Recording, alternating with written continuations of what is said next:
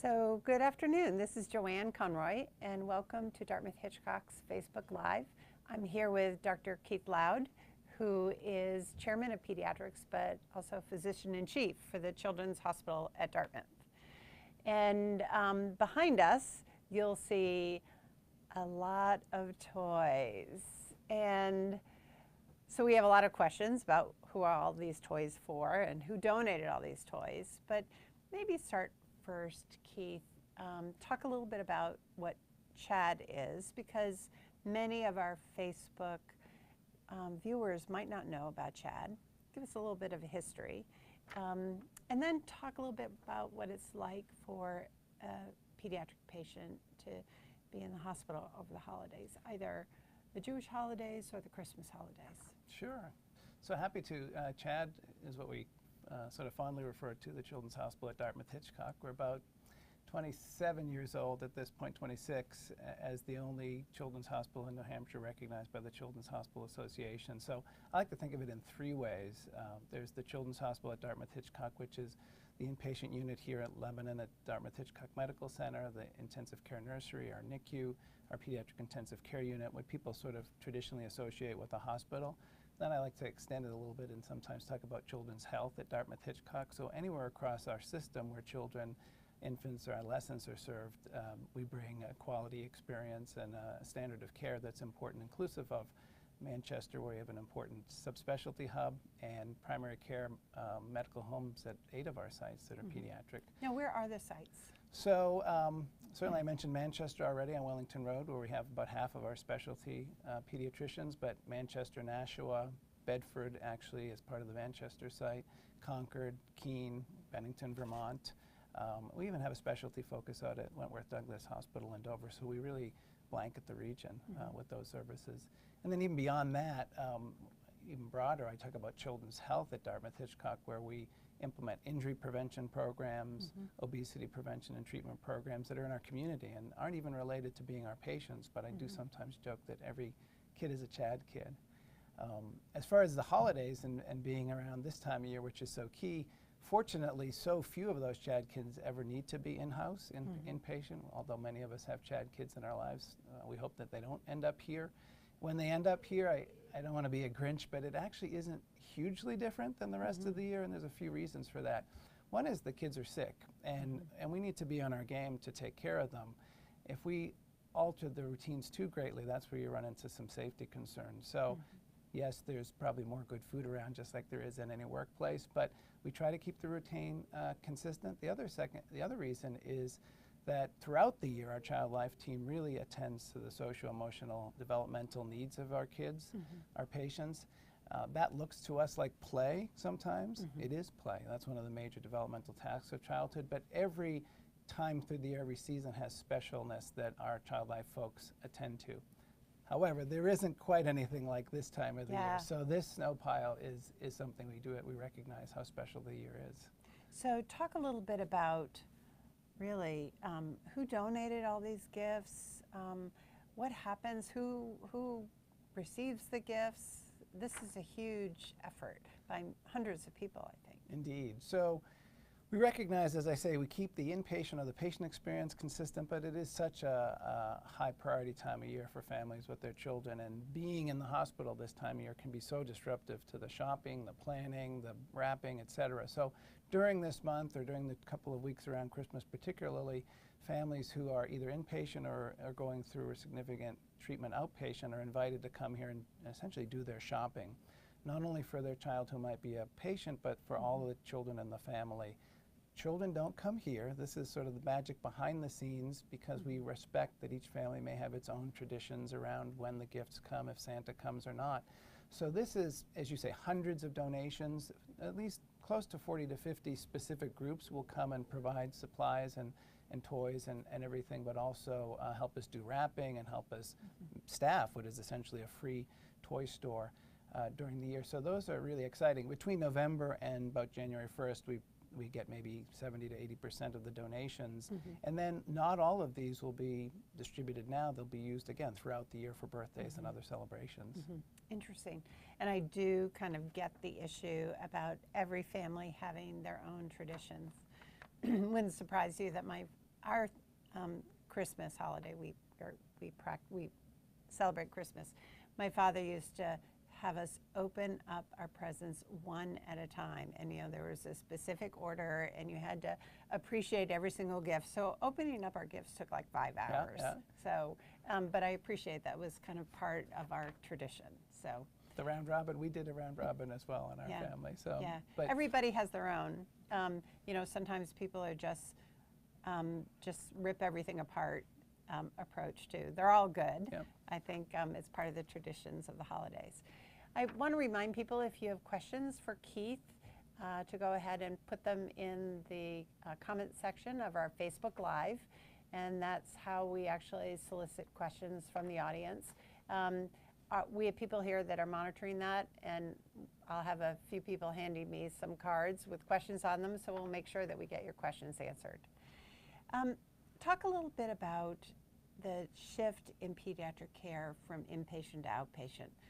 You and I appreciate it because it's been going on for the last 20 years. But for a child to really be admitted to the hospital is rare. Yeah. It didn't used to be. Yeah, I think even then it was rare, but it's so much rarer now. Perhaps less than 5% of patients ever need to be inpatient. There's a long arc of pediatric success related to vaccines and immunizations, which prior to my training time, there were huge polio wards with iron lungs where patients would spend a significant amount of time recuperating.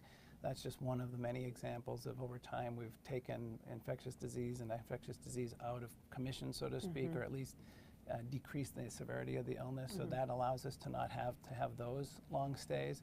But even in non-infectious diseases, even here, for example, our pediatric endocrinologist, Dr. Sam Casella, piloted a start where children with new onset juvenile type diabetes, insulin dependent, needing to learn how to use their insulin. That used to be an inpatient stay. If they're not too sick, if they don't have too high of an acuity, we can do that with a day-long clinic visit, or maybe 2 back-to-back day-long clinic visits where they get their infusions and start learning. So those are just examples of how we've learned to do some of the care that used to be assumed to be inpatient, in addition to shifting the burden of illness, which is increasingly moving away from infectious disease. And I think in all realms of medicine, not just pediatrics, we've shortened our stays significantly. We've appreciated that recuperating at home, I think for all ages, is often better than recuperating in the hospital, and long stays where you're essentially hanging out and getting better just don't work for any of us. Yeah. There's some really understanding of the cause of diseases, like, for example, epiglottitis, which as an anesthesia resident, I mean, we were taught to treat that with incredible respect. And for people in the audience that might not know what that is, it was really an infection that actually made the epiglottis, if you open your mouth really wide,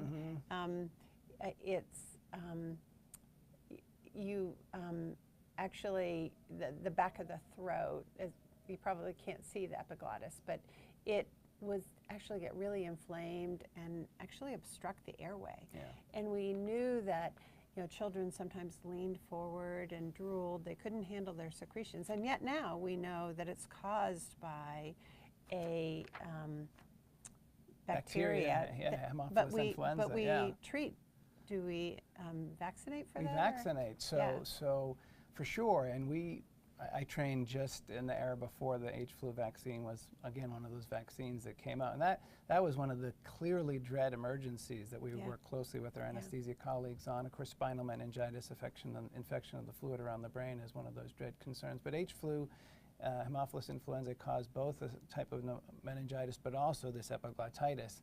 And we still have croup, so we still have kids who have irritation around the larynx and the epiglottis from a virus, which is during the winter really anxiety-provoking for toddlers and infant children. A barky cough, sometimes a stridorous difficulty breathing.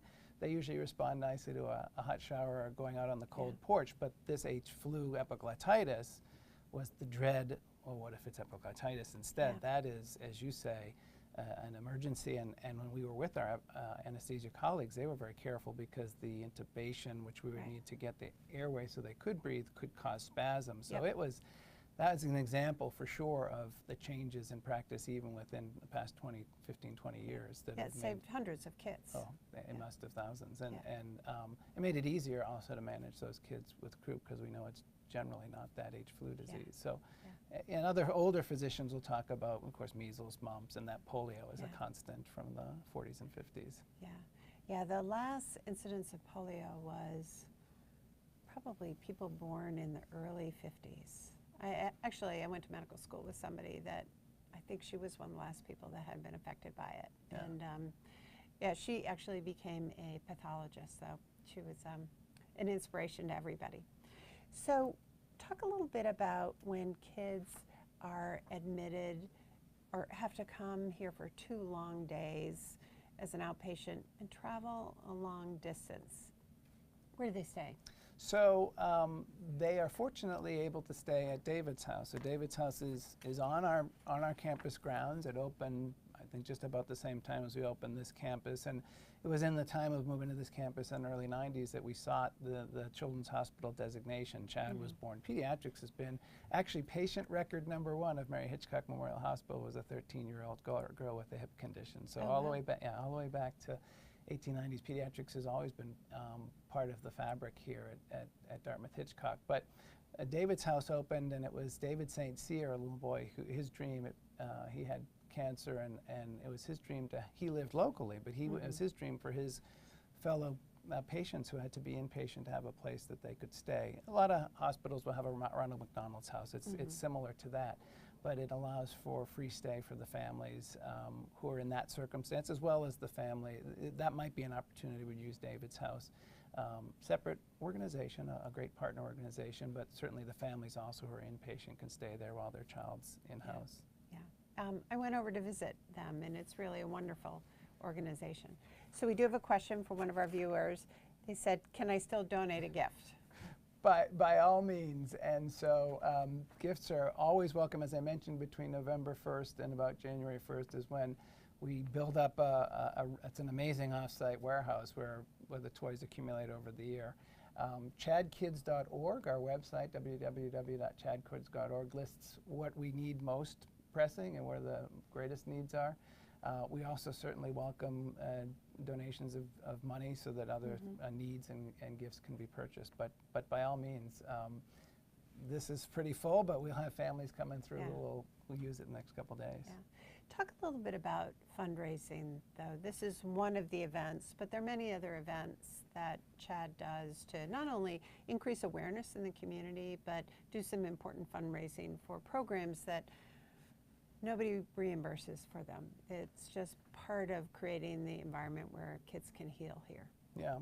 So philanthropy is the lifeblood of any children's hospital like ours. I mentioned our Child Life team, and that is 97% funded by philanthropy because it doesn't lend itself to traditional billing of insurance companies, and providing those services and the safe space that the Child Life team and does that here is key. But we do often combine our fundraising not only with the opportunity to generate those resources, but a fun opportunity and an opportunity for awareness and often health related. So here in Lebanon, one of the major events is in the fall, the Chad Hero 5K and half marathon with a 1K CAMS Course Kids Run.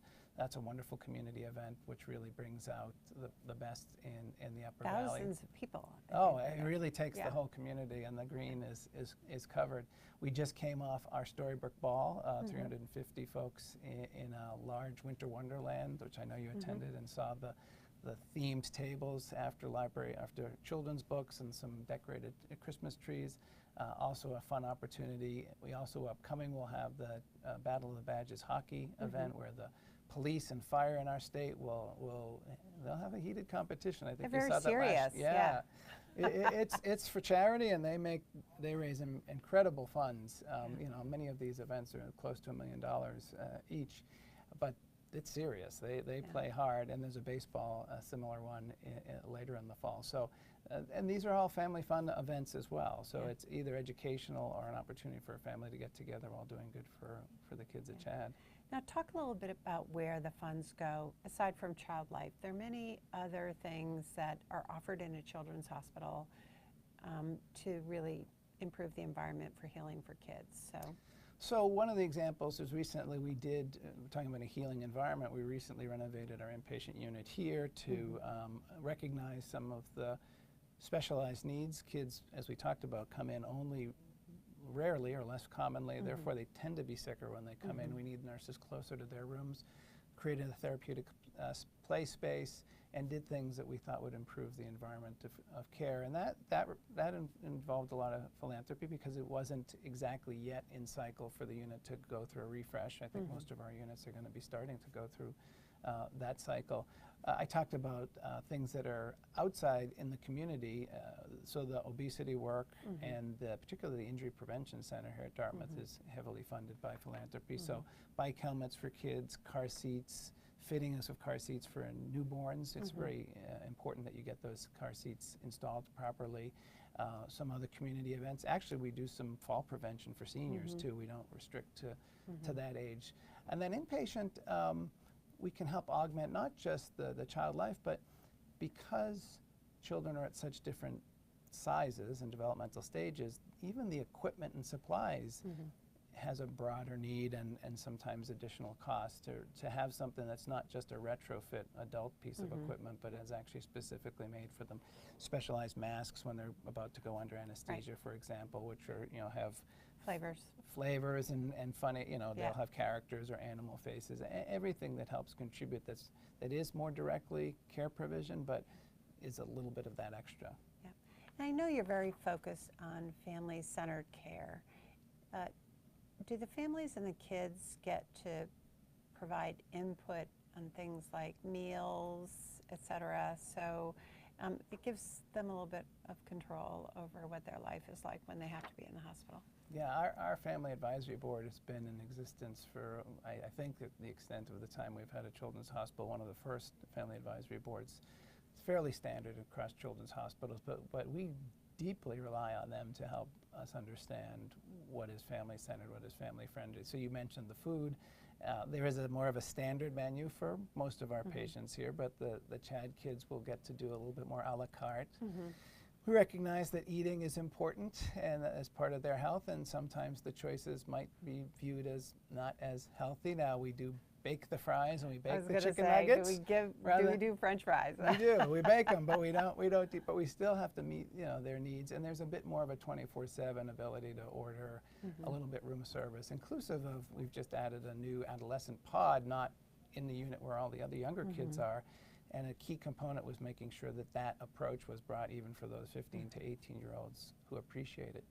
This actually is also an example of family-centeredness because traditionally we did what a lot of children's hospitals would do with a visit from Santa on Christmas Eve or Christmas Day with presents on the bed.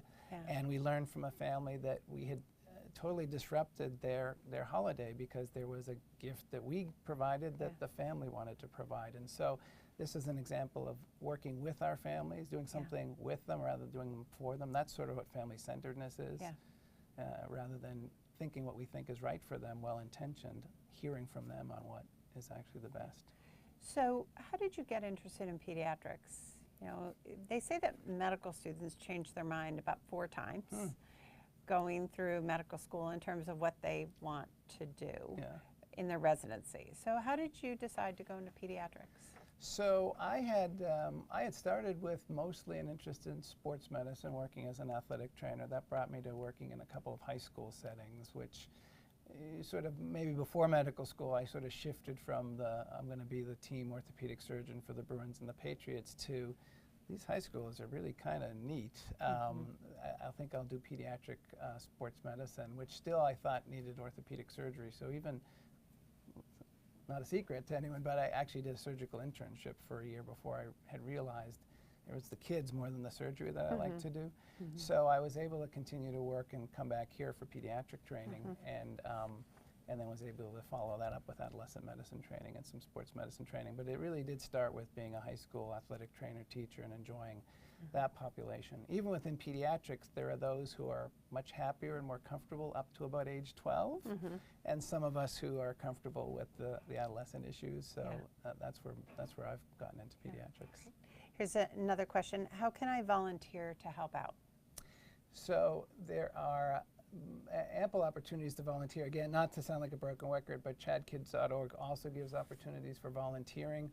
And that's throughout the year. Certainly the events that we talked about, the hero, the storybook ball, all of the battles, the badges, events, those are hugely driven by volunteers, and those committees always need folks to help make those events go. Here on campus, a highly desired volunteer opportunity is really an important care delivery model. So we have cuddlers for some of the newborns who are born subsequent to addiction by their mothers to opioids. We know about the opioid crisis.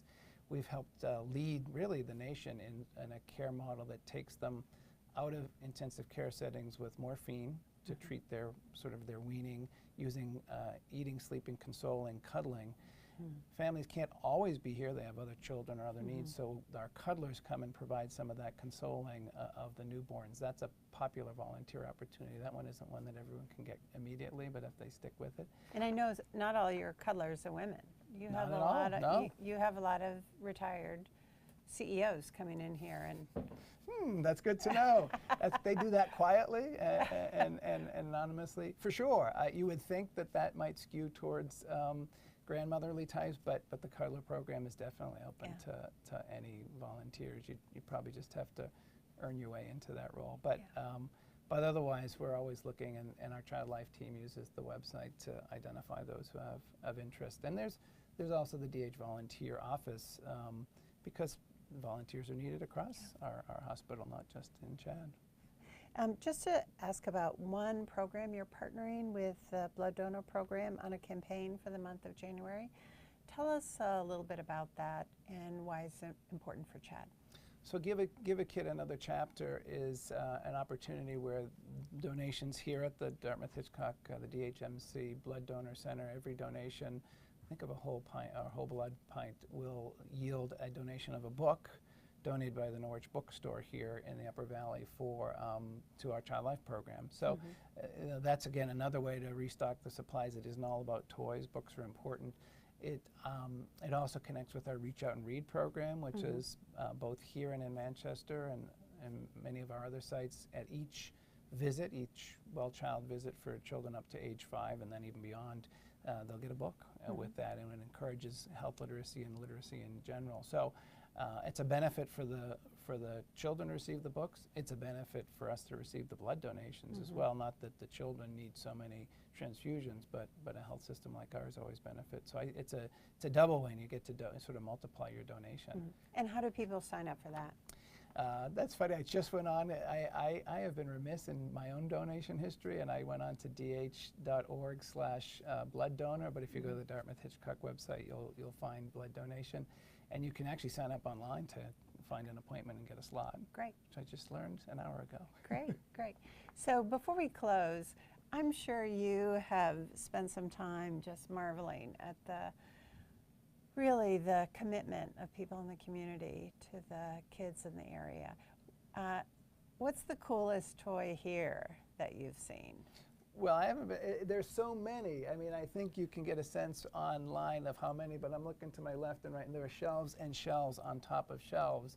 But boy, the flamingo to your right probably has to be the one that we're hoping gets some play. Oh, and yeah. We don't know who's going to quite pick that. Yeah. It'll be interesting to see who does that. Yeah, that's great. Also, I see it looks like King Kong over here too. Looks like it could be an action figure.